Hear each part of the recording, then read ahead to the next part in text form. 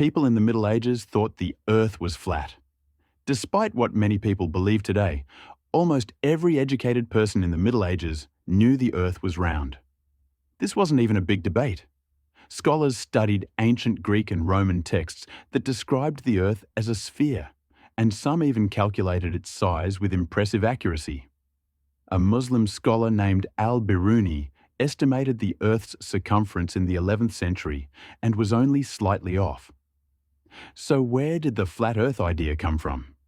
In the 1800s, an American writer named Washington Irving wrote a fictionalized book about Columbus that falsely claimed people thought he'd sail off the edge of the world.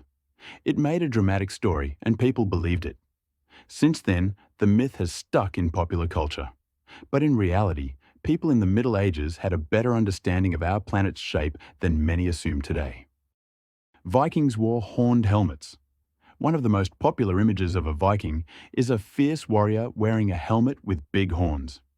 It shows up in cartoons, movies, Halloween costumes, and even sports team logos.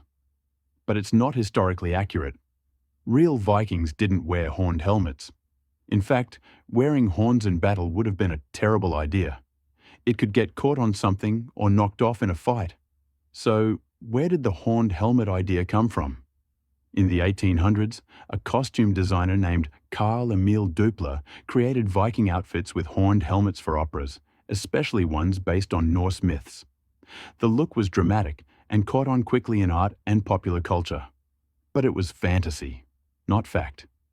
Real Viking helmets were plain, practical, and designed for protection. People only drank beer or wine because water was too dirty. It's a common idea that medieval people drank beer and wine all the time because their water was too dirty to drink. While it's true that polluted water could be dangerous, especially in towns where waste wasn't well managed, people still drank water regularly. They knew which wells, springs, or rivers were safe, and they valued clean water when they had it.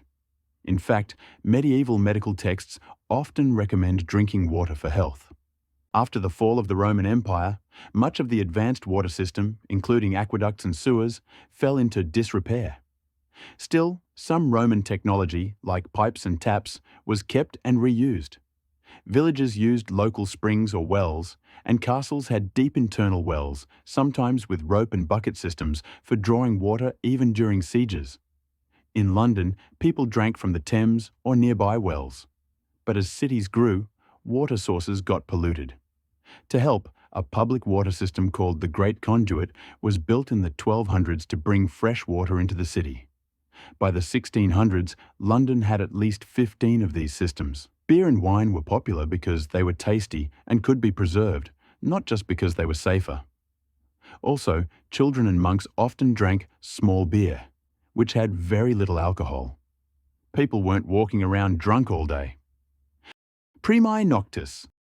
The story known as Primi Noctutus, or the Rite of the First Night, is the claim that a medieval lord could sleep with a peasant's bride on her wedding night simply because he was in charge. Sounds outrageous, and that's because it is. There are no records of this rite actually being used or enforced in the Middle Ages. In fact, the idea didn't really show up until the 18th and 19th centuries, mostly in plays, novels, and later political commentary. It became a symbol of how cruel feudal lords were supposedly allowed to be. But there's no solid historical evidence that such a practice was ever real. When later writers mentioned it, they were often vague, saying it happened a long time ago in some remote village. Today, historians agree it's a myth that was invented long after the time it supposedly happened. Chastity belts. The image of a woman locked into a metal belt while her husband went off to war has become a symbol of medieval control. But there's no solid evidence that chastity belts were actually used in the Middle Ages. The few drawings we have, like one by the military engineer Conrad Kieser, appear to be satire or jokes, not actual instructions. Historians believe the idea of the chastity belt was a later invention, especially popular in the 1800s, when people were fascinated by strange medieval objects. Some 19th century museums even displayed fake chastity belts and claimed they were centuries old.